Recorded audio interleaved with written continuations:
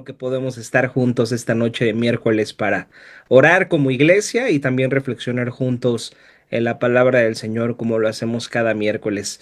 Les doy la bienvenida y esta noche estaremos reflexionando en el libro de Esther, capítulo 4, versículos del 8 al 16, así que les pido que puedan tener abiertas sus Biblias en este texto, Esther capítulo 4, versículos 8 al 16. Y el título de la reflexión esta noche es Respondiendo a nuestra vocación. Y bueno, el libro de Esther nos cuenta una historia que sucede en el tiempo en el que el pueblo de Israel se encontraba en el cautiverio bajo el poder del imperio persa. Y en ese tiempo el rey del imperio persa era Jerjes, y como podemos leer en los primeros capítulos del libro Esther, Jerjes era un hombre excéntrico, era un rey tiránico, y se nos muestra que con su primera esposa cuando su primera esposa se negó a obedecer sus órdenes, él simplemente la desechó.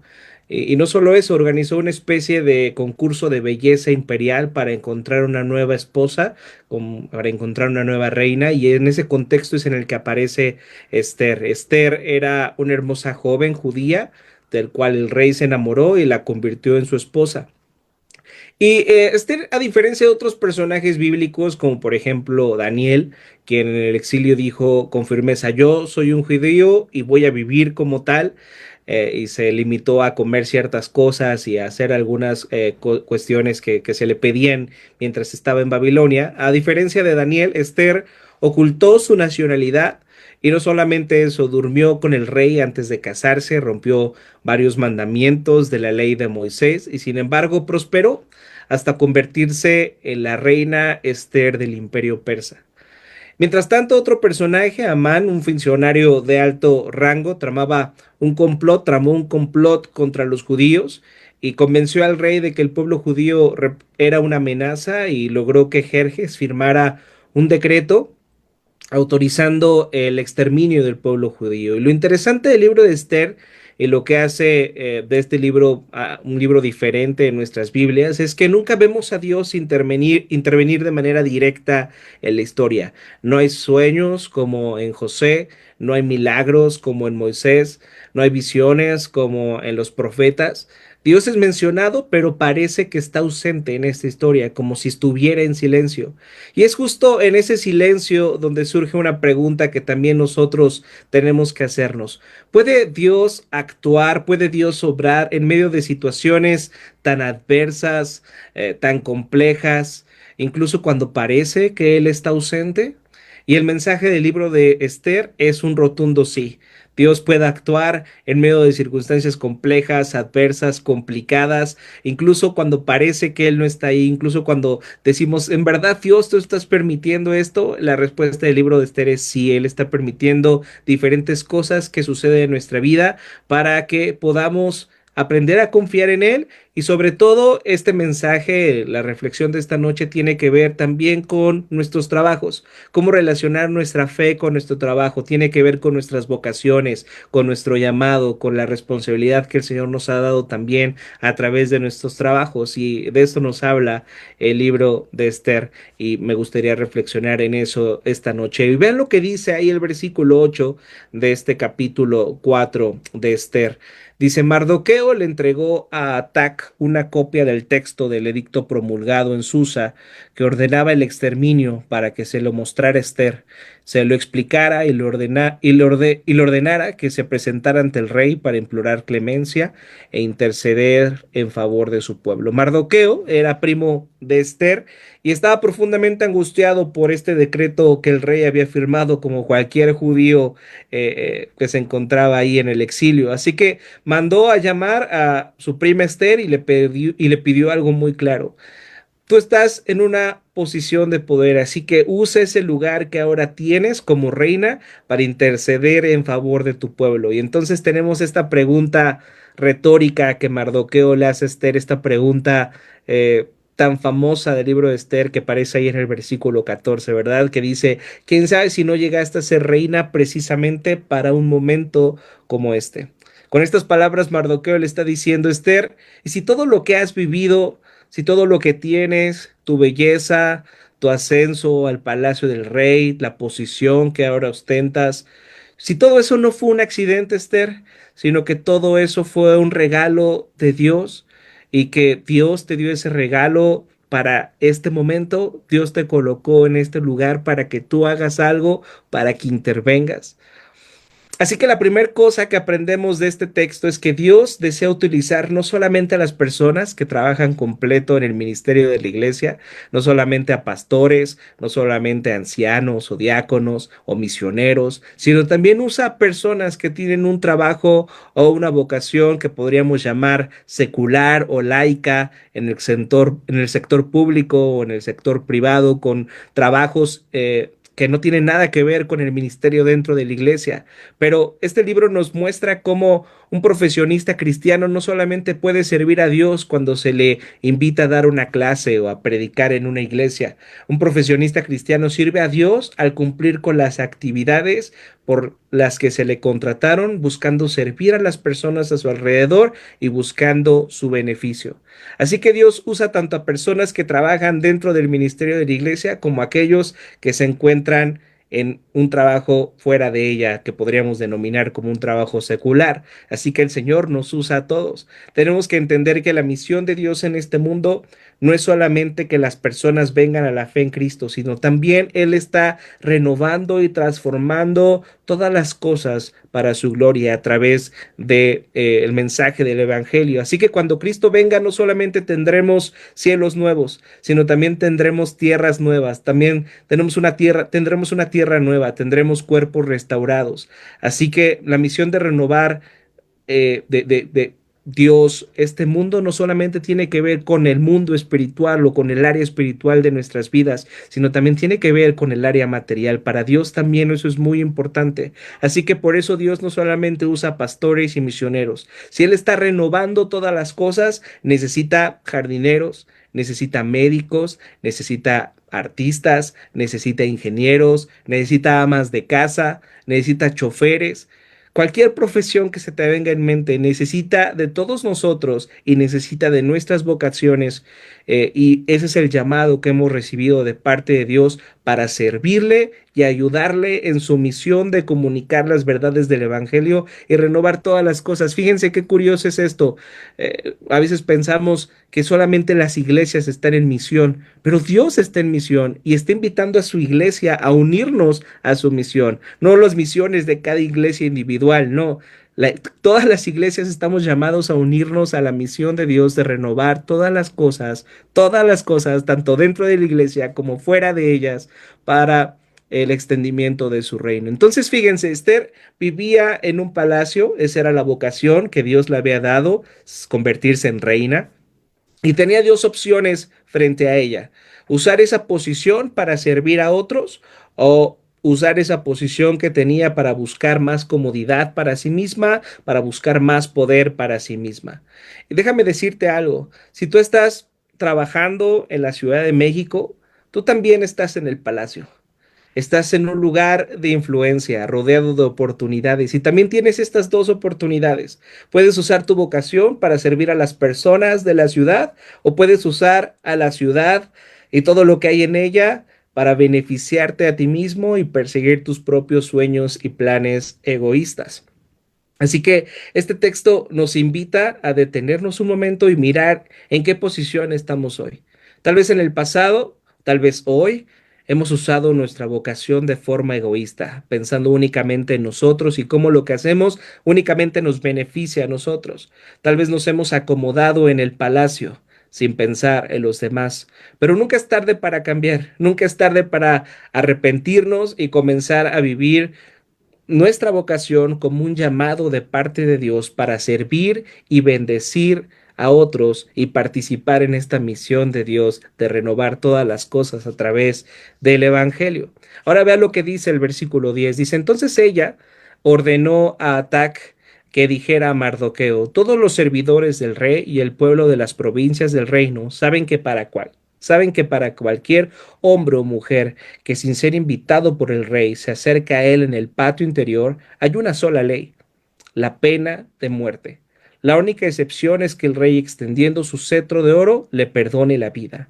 En cuanto a mí, hace ya 30 días que el rey no me ha pedido presentarme ante él.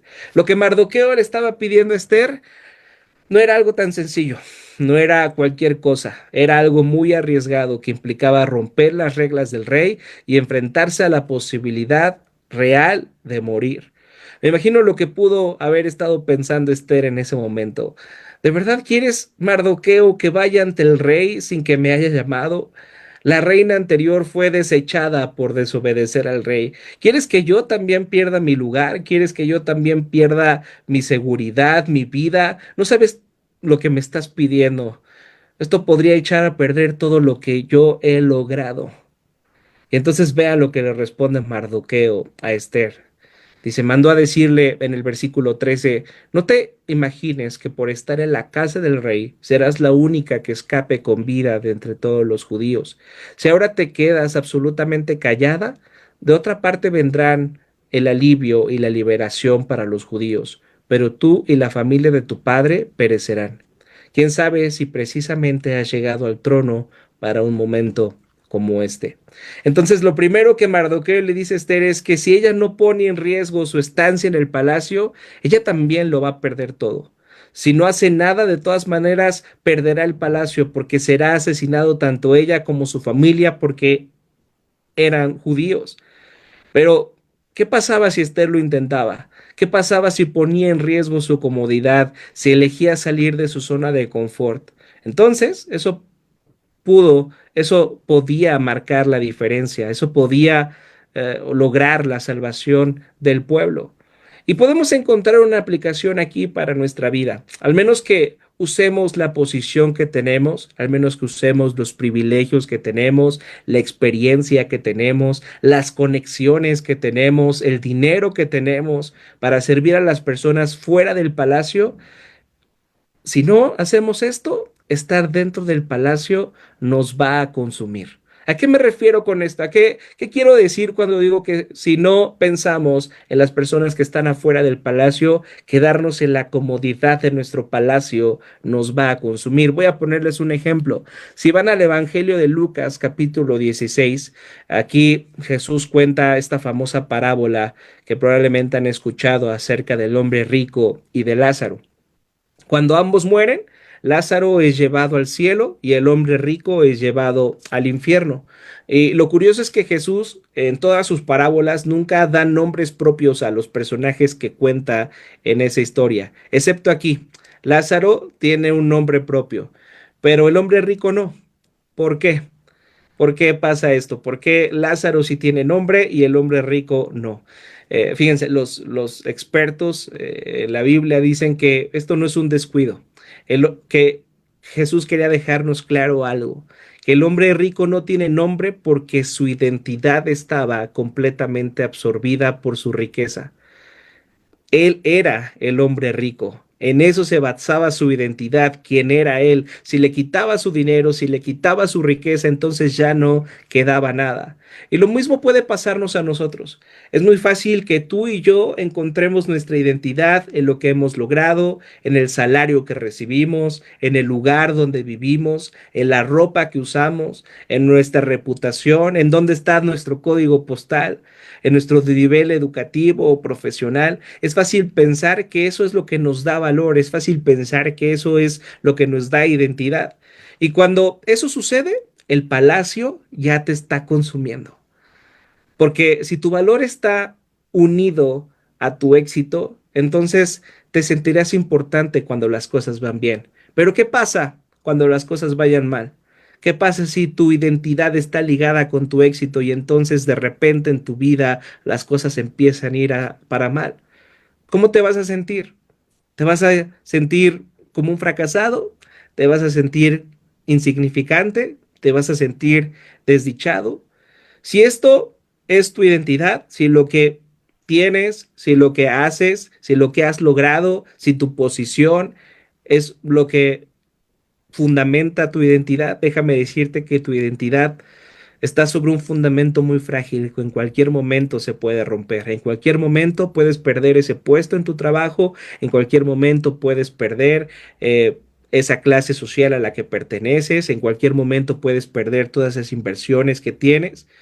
en cualquier momento puedes perder tu salud también. Nada en este mundo puede darnos una seguridad verdadera. Y entonces te vas a dar cuenta que si tu seguridad está en algo de este mundo, vas a empezar a experimentar miedo, vas a empezar a experimentar incertidumbre, vas a empezar a experimentar ansiedad. Así es como el puesto en tu palacio, en el palacio donde tú te encuentres, puede consumirte. Entonces, Mardoqueo le recuerda esto a Esther y concluye con esta pregunta, ¿verdad? ¿Quién sabe si no llegaste a ser reina precisamente para un momento como este? Al Mardoqueo decirle esto a Esther, eh, le está diciendo que ella no pudo haber llegado a esa posición si no fuera por la gracia de Dios. Le está diciendo, Esther, tu belleza no fue algo que tú te ganaras, fue un regalo que se te dio y que ahora puedes usar para servir a Dios con esa belleza que Él te dio. Cuando decimos esto, que el trabajo o nuestras diferentes vocaciones que tenemos las hemos recibido por gracia, que la inteligencia que tenemos la hemos recibido por gracia, que la belleza que tenemos la hemos recibido por gracia. Alguien podría decir, no, esto no es así. Yo me he esforzado, yo he estudiado, yo he hecho ejercicio, yo me he disciplinado, yo me he quemado las pestañas para ser quien soy hoy. Yo me gané lo que tengo. Y déjame decirte que tienes parte de razón, porque sí, realmente quién eres tú el día de hoy tiene que ver con tu esfuerzo y también tiene que ver con muchas cosas que has hecho bien. Pero finalmente, ¿quién te dio la inteligencia? Finalmente, ¿quién te permitió nacer en el lugar donde naciste? ¿Quién te dio las oportunidades? ¿Quién te abrió las puertas? ¿Quién te acercó a esos mentores que te enseñaron tanto y te han formado al ser la persona que eres el día de hoy? Finalmente, ¿de quién provino todo eso? Provino de la gracia de Dios. Tenemos que entender eso. Todo lo que somos, todo lo que tenemos, ha venido de la mano de nuestro Dios. Y Esther por fin lo entendió. Vean lo que responde en el versículo 15. Dice, Esther envió a Mardoqueo esta respuesta. Ve y reúne a todos los judíos que están en Susa para que ayunen por mí. Durante 3 días no coman ni beban ni de día ni de noche. Yo por mi parte ayunaré con mis doncellas al igual que ustedes. Cuando cumpla con esto, me presentaré ante el rey, por más que vaya en contra de la ley, y si perezco, que perezca.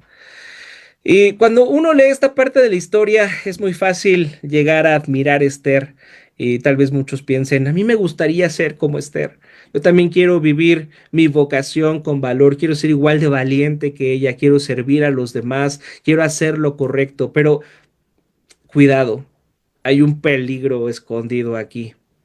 El peligro es querer imitar a Esther sin revisar primero nuestras verdaderas motivaciones, sin revisar primero nuestro corazón.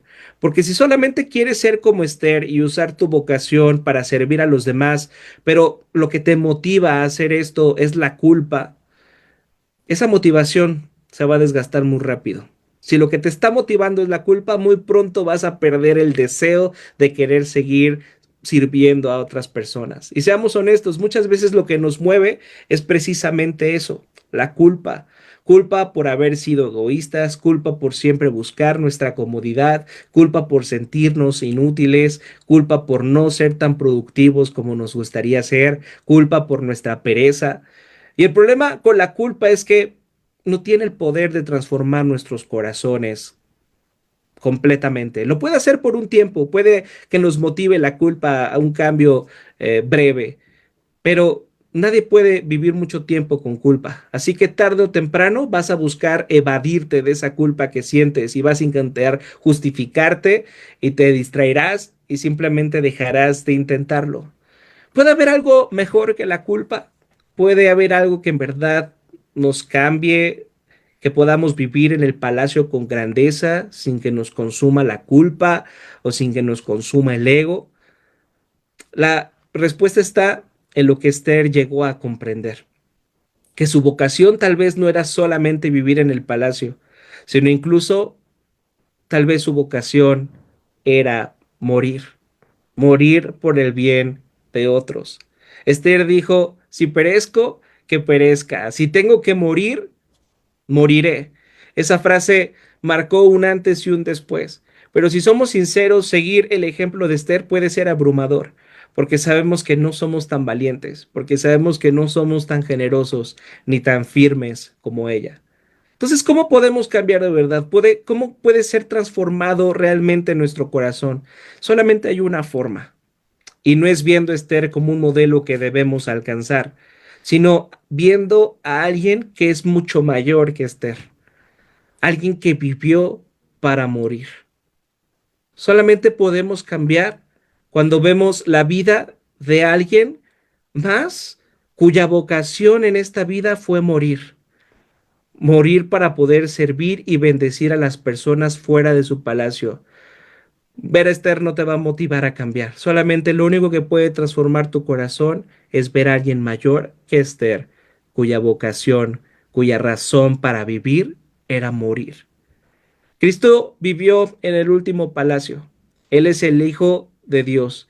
Y él no tuvo belleza como Esther, pero tenía la misma gloria que el Padre. Sin embargo, no se aferró a su gloria y vino a este mundo y se identificó contigo y conmigo. Jesús no dijo, si tengo que morir, moriré. Jesús dijo, cuando llegue mi hora, voy a morir. Y fue a la cruz, no por obligación, no por culpa, sino por amor. Eso lo cambia todo. Si tú ves a Jesús no simplemente como el Salvador de otras personas, si lo puedes ver como tu propio Salvador, si puedes ver a Jesús no como un ejemplo a seguir de alguien que sirvió a otros, sino que alguien que vino y vivió la vida que tú no puedes vivir y sufrió la muerte que a ti te tocaba sufrir. Eso es lo único que puede transformar tu corazón y eso es lo único que puede transformar mi corazón. Solamente en Cristo podemos encontrar una identidad que no dependa de nuestro éxito, ni de nuestra productividad, ni de nuestra posición, una identidad basada en un amor incondicional que se nos ofrece en Cristo Jesús. Y cuando esto te llena, ya no vas a necesitar usar tu vocación para inflar tu ego o compensar tu culpa. Vas a poder usar tu vocación como un regalo de Dios que Él te ha dado para servir a otros, para bendecir a otros y para participar en su misión de renovar todas las cosas. Porque cuando ves a Cristo entregando su vida para servirte y bendecirte, ¿cómo podrás negarte a hacer lo mismo por los demás? Gracias a que Cristo cumplió su vocación, gracias a que Cristo cumplió su llamado, ahora tú y yo podemos cumplir nuestra vocación y nuestro llamado. Ya no como una carga, ya no como un deber, sino como una respuesta de amor. De esta manera, tú y yo estamos colaborando en el extendimiento del reino de Dios a través de la proclamación del Evangelio. Un Evangelio que no solamente se proclama con nuestras voces, sino que también se proclama con nuestras vidas. Que sea el Evangelio, que sea lo que hemos recibido en Cristo, lo único que cambie profundamente nuestros corazones para que dejemos de pensar en nuestra comodidad, en nuestro egoísmo, en lo que nosotros queremos hacer, en nuestros planes. Y empecemos a pensar en la voluntad de Dios, en cumplir sus planes y que todo se trate acerca de Él. Oremos para que no olvidemos esto porque lo olvidamos constantemente, hermanos. Que no olvidemos que no es un accidente el lugar en el que trabajamos, que no es un accidente tampoco la vocación que el día de hoy tenemos, que Dios te ha llevado hasta ahí con un propósito. Y ese propósito es que puedas usar tu trabajo, tus dones, tu posición para honrar a Cristo, para servir a otros y para avanzar y para hacer avanzar su reino en este mundo.